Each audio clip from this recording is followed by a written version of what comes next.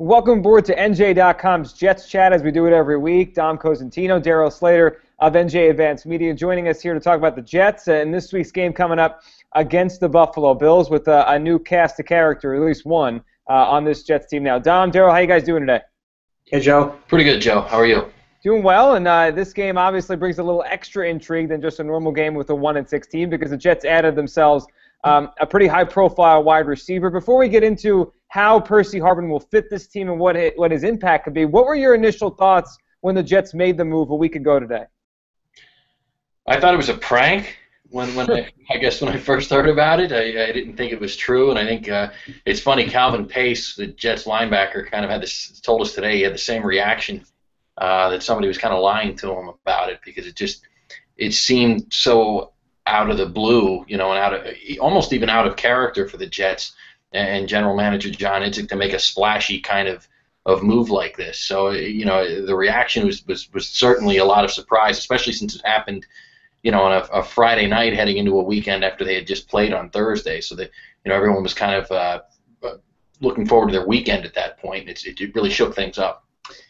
I think, yeah, after the initial surprise, once you sort of took a look at the details of his contract and sort of got a chance to actually take a look at what this move meant for the Jets going forward, you came to the conclusion that it doesn't necessarily mean or doesn't have to mean a lot for them going forward because he has no guaranteed money, as we know, on his deal past this year, and it's sort of a tryout year for him. Do the Jets want to keep him next year at the number he's due to count, which is, I guess, $10 million about, or do they want to keep him at a lower number, or do they just want to decide it doesn't work after 9 games and cut him loose? So I think it's a pretty sound move considering how little they had to give up to get him. But his impact on this year is it's not like he's going to come in and save this season. I think that notion is a little bit flimsy. But beyond once you got past the initial surprise, kind of it seems like it could be a productive move. And if it's not a productive move, then they cut bait. Right, they don't have to stay tied to him for a long time here. Over these next 9 games here, what kind of role do you expect him to play? Do you expect him to instantly, when he gets his full offense down, maybe not this week, but instantly become the go-to guy for Geno Smith? How do you think he'll fit in with Eric Decker on one side and him on the other? Do you think they complement each other well? I do, actually. And even if he's not a go-to guy, he's a guy defenses are going to have to account for. And that's really important for this Jets offense. I mean, if you go back to some of these video chats we've done in the last several weeks, what have we been saying about the offense over and over again? That the teams stack the box, the receivers can't get open. Geno's not getting time to throw because he's getting pressured and things like that. This is going to open things up, even if they're not getting the ball in his hands. And I do think they will try to do that, whether it's by sending him deep or running one of those fly sweeps like the Seahawks were fond of using him for. He just adds a dynamic to this offense. This offense sorely needed, and it remains to be seen how much of the playbook he'll have grasped by Sunday's game. But I certainly think in the weeks ahead they're going to get him pretty involved. Even if they don't but they may also get the ball in his hands quite a bit on Sunday too. As Dom sort of alluded to, it's something Sanjay Law, the Jets receivers coach, mentioned yesterday. Teams aren't necessarily going to be able to roll their coverage as much toward a certain receiver, i.e. Eric Decker, as they could have in the past, when they only had to worry about David Nelson on the other side. David Nelson is a solid player, but he doesn't have the speed and downfield ability of Percy Harvin. Or I should say in-space ability of Percy Harvin, who seems to be a potential downfield threat, but teams that he's been on have not necessarily used him as much of a downfield guy. He's been more in the slot. The role he played at Florida, which was that slot / running back type guy, fly sweeps, as Dom alluded to. This is an opportunity for him to do what he's always wanted to do since he came into the NFL, and he said it today, which is to play an outside receiver role on a consistent basis. Of course they're going to line him up in the slot, every now and then, but they need a guy on the outside who can stretch the field, and that's the role that they've pretty much made no secret that he's going to eventually occupy. Is he going to be out there for 50 plays on the outside on Sunday? I don't think so. I think he's going to be more involved maybe than the Jets are letting on, because as Dom and I were talking about last night on our way home, they're really laying it on a little thick here with, don't expect much out of him. So you might see, I joked a little bit with Rex Ryan today when he said Percy Harvin would play 50 snaps, and I said, unless you're just bluffing, and then he kind of said, well, maybe, but I obviously you're going to see more from him as the weeks go on, and I think more will mean more outside receiver stuff, and so he'll get a chance to show that he can do that if he can. Guys, what do you think the motivation was here? You mentioned a little bit out of character for the Jets to make this move in the middle of the season. Do you think it was the fact that he was available and this is a good player, and any good GM should kind of investigate that type of thing if you can get him? Was it the price, or was a little bit of this to find out what you have in Geno Smith? I mean, this is a guy who's been here now the second year, and you give him another weapon that can't hurt in his A, development, and then B, finding out with good players what he'll do. I think it's a little bit of all three, really. This is a 1-6 team that is not going to be headed for the playoffs, barring some sort of completely off the wall miracle in these last 9 games. And here was a guy who has this sort of dynamic, explosive offense, who is this sort of dynamic, explosive offensive talent that the Jets have been missing, and he came available. He came available for a pretty cheap price as well. This is really a 6th-round draft pick that can become a 4th-rounder.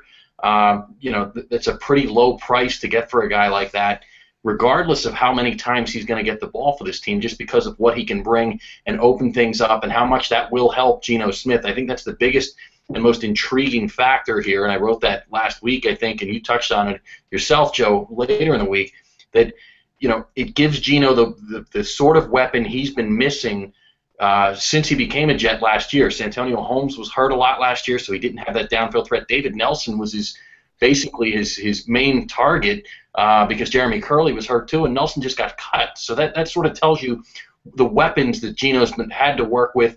Now I think that excuse is gone, and we'll see what he can do in these last 9 weeks.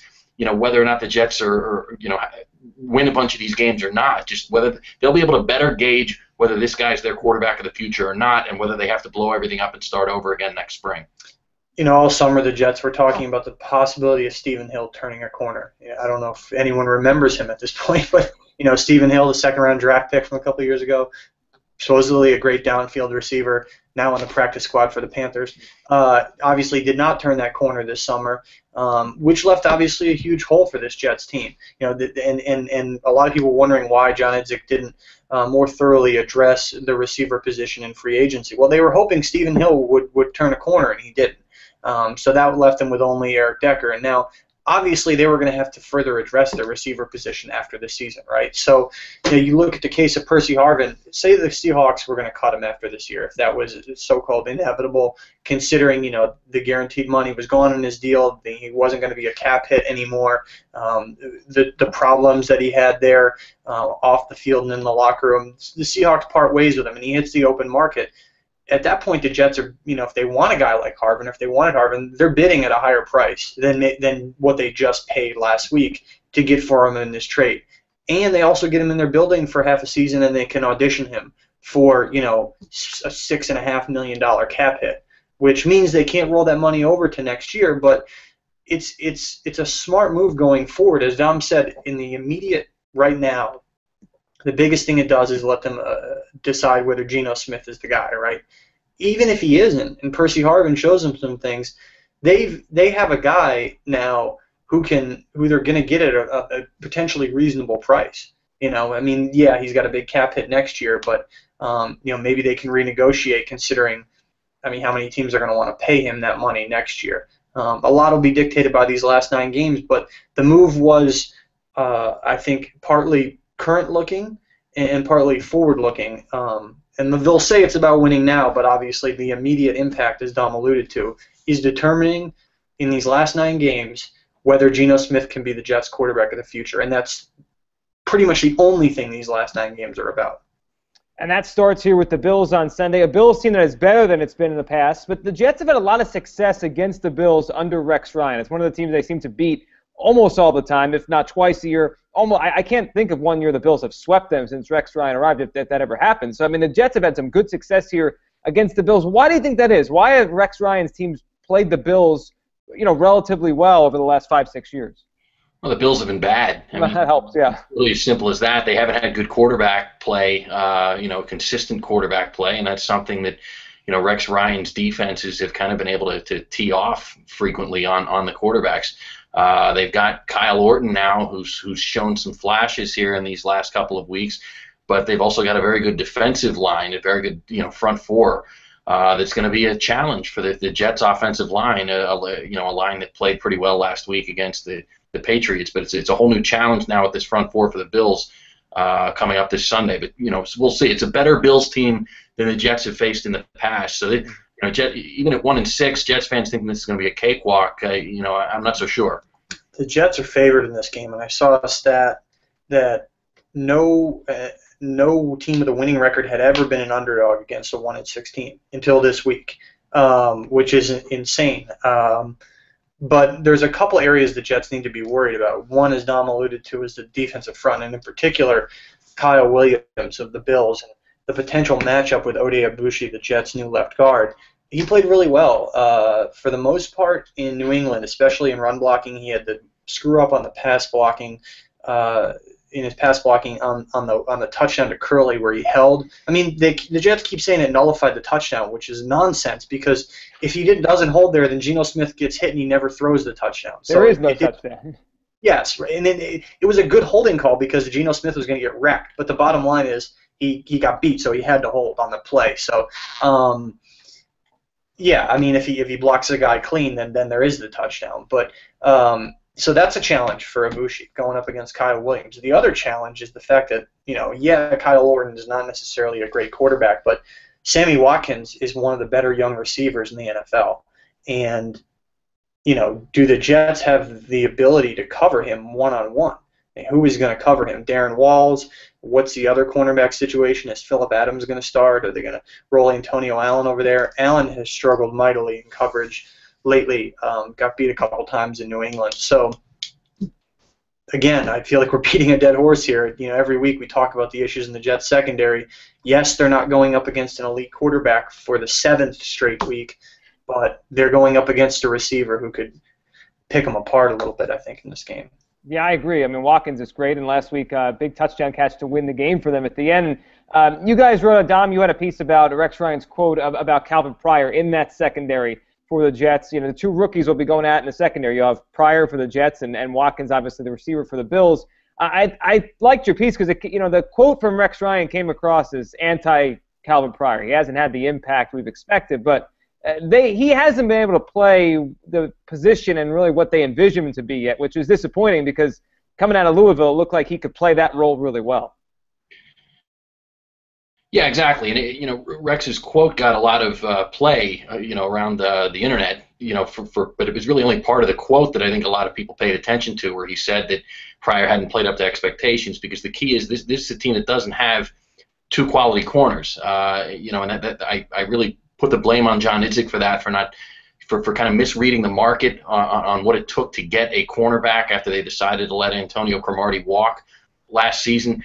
They had really banked on D. Milner being the number one guy. Milner obviously couldn't foresee that he would get injured and be lost for the season this year. But they were ready to go into the season with Dimitri Patterson, who was an injury-prone journeyman, guy who they were asking for trouble one way or another, given what the cornerback situation looked like. And the point is that Pryor, who is a big hitting guy who can roam around in the middle and make his presence known, has kind of been neutralized in his ability to do that, because he and DeJuan Landry have been forced to play a lot of deep cover type stuff to prevent a lot of big plays from happening to the cornerbacks on the outside. And if you want to point the finger at the biggest problem this defense has had this year, particularly on third down, because they've done pretty well on first and second down. They've done a pretty good job getting pressure on quarterbacks, but on third down they've had problems. This is why, and they've got a big bopper of a safety that they basically can't use as a big bopper safety. And Rex Ryan said, he hasn't played to expectations, and I think part of expectations with the Jets were what role they expected him to play, and he has not played that role, as Dom alluded to. They were expecting to be able to play him closer to the line and not having to have him help in coverage as much. Dennis Thurman, the Jets defensive coordinator, kind of clarified later in the day some of Rex Ryan's comments. Anyone who really pays attention to the team sort of knew what Rex Ryan was alluding to there. And Dennis Thurman went, into greater depth later, talking about, there are certain positions on the field, certain areas of the field where you're not going to get as many opportunities to make plays. And right now, Calvin Pryor is in sort of that position as a safety. Yes, balls get thrown deep over the middle, but he would have more opportunities to make plays if he was playing in the spot where the Jets had envisioned him playing and where he had envisioned playing. So, we'll see going forward, if they're able to get him into a more natural role, if they, somehow address their cornerback situation in the offseason. Remember Dexter McDougal, the rookie this year, again, who had some potential but was pretty unproven because he missed most of last year at Maryland with a shoulder injury. He'll be back next year because he suffered that knee injury pretty early in training camp. So he'll be back next year. D. Milner will be back next year. But how else do they address their cornerback situation in the offseason? That'll be a big storyline as this season kind of becomes more forward-looking. Well, and with this one, guys, you mentioned Darryl, the stat is the first time a 1-16 favorite over a winning team this part of the season. Is it justified? Do you think the Jets get a win on Sunday? Vegas going to be right here with the Jets being the better team, even though it looks like the Bills, obviously right now, are the better team. Do the Jets win their do they get off the schneid, 6-game losing streak? I think they win a close one, kind of low-scoring, win by a field goal kind of thing. It'll be ugly, but there'll be some turnovers both ways. Maybe the defense finally gets a turnover, but they hang on and win and kind of, end the losing streak at least going forward. And but it won't be a pretty sight. Yeah, I think the Jets win by 7 points or fewer, more likely fewer. I just look at this matchup, and Kyle Orton doesn't really inspire much, and they don't have their top two running backs. The Bills don't, and they like to run the ball. This is a team that likes to run the ball. The Jets are, really good against the run, and the Bills don't have their best two running backs. So, do they become a little bit predictable in what they're going to have to do when the Jets stop their run? Yeah, I think the Bills' defensive front could give the Jets some serious problems, which is why you're probably looking at a low-scoring game.